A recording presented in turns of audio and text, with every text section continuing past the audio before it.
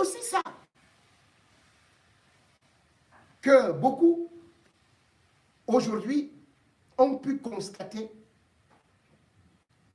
que les Camerounais qui ont eu à critiquer le vol, les Camerounais qui ont pu demander les comptes pour la CAN, ils ont été jetés en prison, particulièrement les militants du MRC. Et le gouvernement camerounais, sachant que l'occasion était bonne et que certainement l'opposition allait profiter de cet événement mondial pour faire des revendications, et bien Paul Atangandji et les gens comme les Ngongo qui ont déjà presque pris le pouvoir ont aussi fait un plan en se disant c'est la meilleure façon de piéger le MRC. Parce que Maurice Kamto, dès qu'il avait annoncé que les prisonniers devaient être libérés pour quitter à la maison, eh bien, les réunions nocturnes des sécurités du régime se sont enchaînées pour dire ces gens-là, ils vont marcher. Et quand ils vont marcher, on va profiter cette fois-ci, comme je l'avais d'ailleurs dit, pour prendre Maurice Kamto définitivement, le condamner et l'éliminer de la course à la présidence. Et voilà pourquoi est-ce que, à la veille de la CAN, ils prennent des lois régicides, des décisions liberticides, avec leur tribunal militaire, pour incarcérer, condamner les militants du MRC tels que Bibou Nissak, 7 ans de prison, au professeur Fogué. Et ils sont les premiers à dire que non, les gens du MRC et les opposants veulent mettre le feu pour la CAN. Bibou Nissak, Fogué et presque une centaine de militants du MRC, sans oublier c'est le stand-up. Mais ils sont en prison depuis 2020, le 22 septembre. Vous refusez de les juger. Mais à la veille de la CAN, boum, vous bombardez des condamnations. C'est quoi?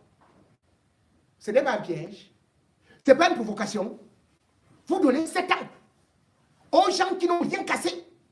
Ceux qui ont cassé, qui ont volé, ils sont en liberté.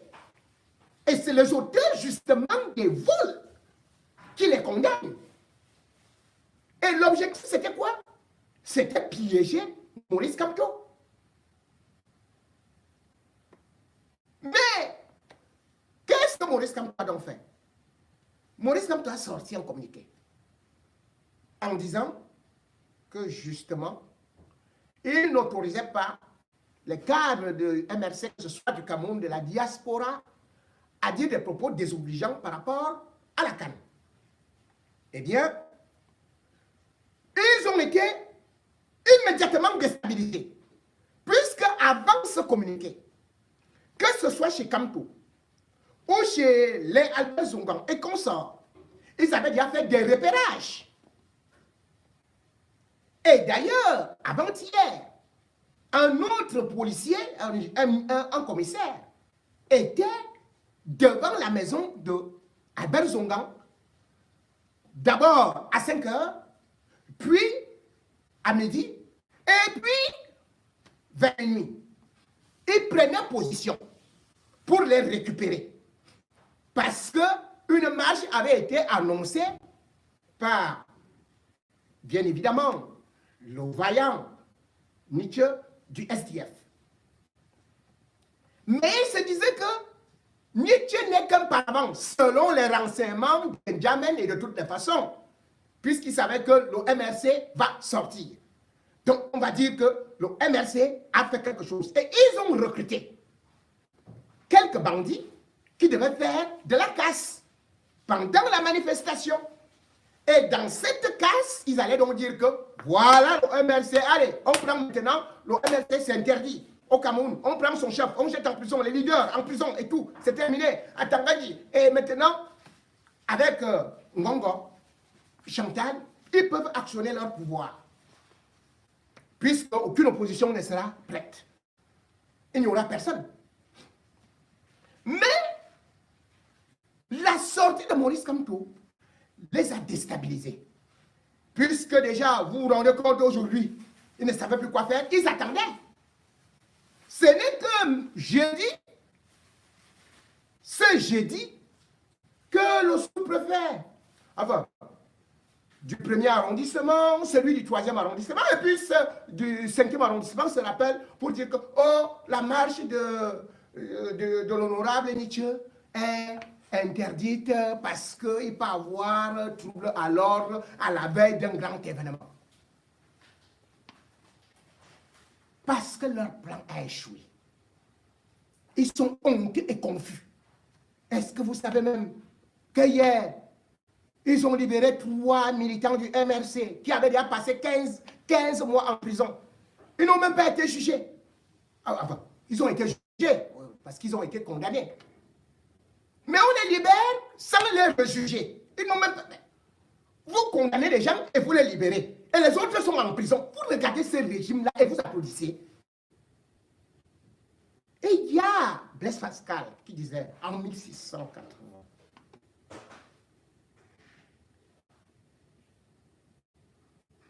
la force sans la justice est tyrannique. Blaise Pascal. La tyrannie qui se passe au Cameroun ne peut donc pas être tolérée sous prétexte que nous avons une canne et nous devons nous taire. Lorsqu'il y a des injustices, les activistes, les journalistes, les opposants doivent manifester. On l'a vu à la Coupe du Monde au Brésil en 2014, même en 2010 en Afrique du Sud, et même en 2018 chez Poutine, il y avait des manifestations. Quelle est cette histoire qui est de dire que le Cameroun, c'est un pays d'hospitalité dont il ne faut pas manifester? La France, ce n'est pas un pays d'hospitalité. Le Cameroun est plus peuplé que la France. Il n'y a pas de gilets jaunes ici. Rien que le jour du Nouvel An, il y a eu combien de voitures cassées? 814 en France. Mais personne n'a été condamné à 7 ans de prison. Personne n'a jamais été condamné à 7 ans de prison. Les gilets jaunes ont manifesté ici des mois et des mois. Est-ce que le Cameroun reçoit les touristes comme la France? Les Champs-Élysées restent l'avenue la plus visitée du monde. Et pourtant, les gilets jaunes y ont tout cassé pendant des mois, des années, une année. Quelle hospitalité le Cameroun offre en dehors de l'hospitalité du poison? Quelle hospitalité? On ne peut pas dire que quand il y a tyrannie, les gens doivent se taire. Sous prétexte comme ce fanfaron de Joshua Oshi. Ou bien d'autres qui disent que c'est l'image du Cameroun. Mais non, nous sommes là devant des faits de violation des droits de l'homme. La Coupe du Monde doit se jouer au Qatar en 2022. Mais déjà, le monde entier manifeste. Juste parce qu'il y a des traitements inhumains et dégradants par rapport aux employés qui construisent les stades au Qatar. On l'a vu. La Grande-Bretagne a manifesté. Les Allemands ont manifesté. La Hongrie a manifesté. Les Pays-Bas ont manifesté. Mais tous les pays sont en train de manifester par rapport à la situation des droits de l'homme au Qatar pour la Coupe du Monde 2022. Mais au Cameroun, là, il y a une guerre. Une guerre, hein? Une guerre. Une guerre depuis 5 ans qui a déjà fait plus de 12 000 morts.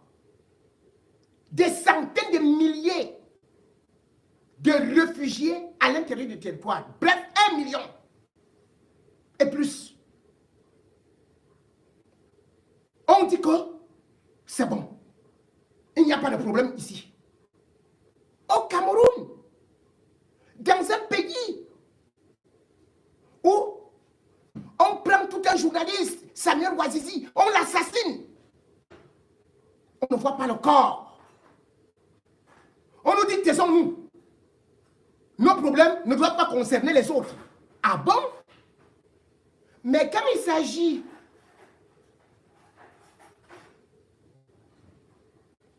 de George Floyd, ça concerne tout le monde. Hein? On a assassiné un seul noir. Tous les joueurs, on monte, mettaient un genou par terre, sur des pelouses, pendant des mois, voire une année. Au Cameroun, on pleurait. On pleurait George Floyd. Tous les joueurs africains pleuraient George Floyd. George Floyd était footballeur. Il avait joué dans quelle équipe? Il n'était même jamais allé au stade. Mais on vous fait comprendre que au Cameroun, les journalistes sont assassinés. Les mamans avec des bébés au dos sont assassinés. Les villages entiers sont rasés. Les petites écolières sont abattues. Et on nous dit que au Cameroun, on ne doit pas manifester, on ne doit pas faire ni porter un brassard noir, ni mettre un pied par terre, ni revendiquer, ni quoi que ce soit. Mais c'est quoi ça? C'est quoi ça? Donc la CAN dépasse les droits de l'homme. La CAN est supérieure à la vie d'un homme, à la vie d'un enfant, à la vie des mamans, à la vie des innocents. La CAN est supérieure à l'ONU, à la Déclaration universelle des droits de l'homme.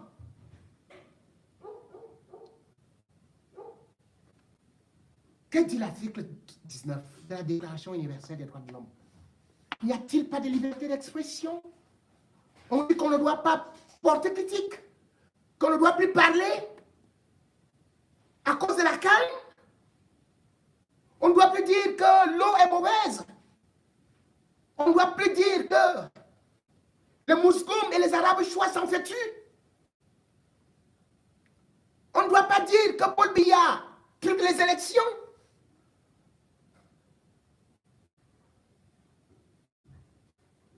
C'est quoi ça? Mais on pleure George Floyd. On pleure George Floyd. Le monde entier. Un seul homme. On le pleure. Mais les milliers de morts au Cameroun, on nous dit taisez-vous.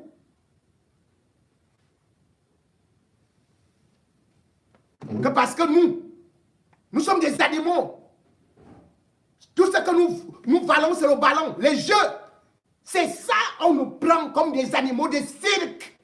Ceux qui vous disent que la CAN est une fierté, ce sont ceux-là qui nous mettent à l'état du cynocéphale, de l'homme du Néandertal, de l'homme qui n'est pas entré dans l'histoire, de l'homme qui ne sait pas défendre ses droits, mais qui sait juste danser, jouer. Oui, comme le disait déjà Senghor, et comme le disent tous les grands racistes, nous leur donnons raison. Le ballon est plus bon que l'enfant qu'on assassine. Le ballon est plus bon que Olivier Bibounissac qui est en prison pour avoir juste dit sans même marcher. Où est l'argent? Pourquoi il y a eu glissement de la CAN? On n'aura qu'un mois. On trouve déjà que ce sont les patriotes qui, les meilleurs patriotes sont ceux-là, qui lorsqu'il y a des cadavres ne regardent pas. mais doivent dire Paul Biayo. Ils doivent dire la canne est sucrée. Mais elle est sucrée, mais mon ami. La vie ne vaut pas un mois. La canne ne durera qu'un mois. Et c'est pour cela d'ailleurs que si on ne peut pas marcher au niveau du Cameroun, ceux de la diaspora, au moins sont des actions coup de poing qui sont à saluer. Comme Niad Barano, que je salue, parce qu'il a réussi au moins à interpeller la communauté internationale. Oui, il interdit d'aller peut-être au Cameroun, mais la quinzaine de personnes dont je ne peux totalement citer les noms des combattants qui ont fait irruption à l'ambassade de Cameroun en Belgique ce jeudi avaient bel et bien raison.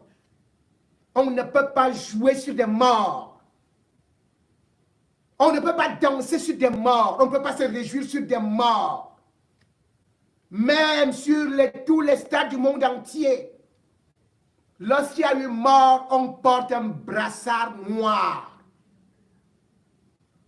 Lorsqu'il y a mort d'hommes, lorsqu'il y a guerre dans un pays, on ne peut pas jouer sans mettre un brassard noir.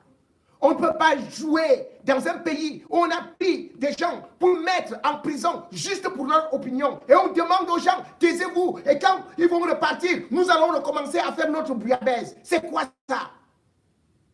Ces gens doivent voir la réalité de notre pays.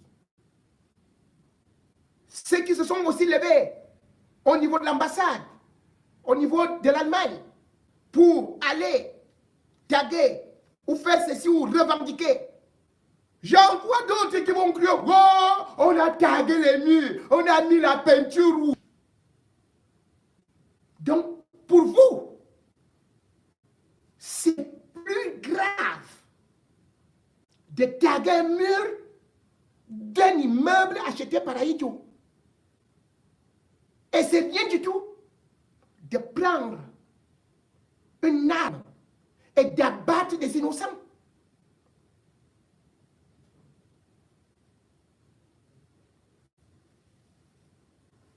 Mesdames, Mesdemoiselles et Messieurs, tout en vous remerciant de m'avoir écouté aujourd'hui, alors que je ne suis pas en très bonne santé, je souhaite encore que chacun d'entre vous prenne position et sache pourquoi il doit se battre. Vous ne vous battez pas tout simplement pour vous. Vous vous battez pour vos enfants, vos petits-enfants. Vous vous battez pour la liberté.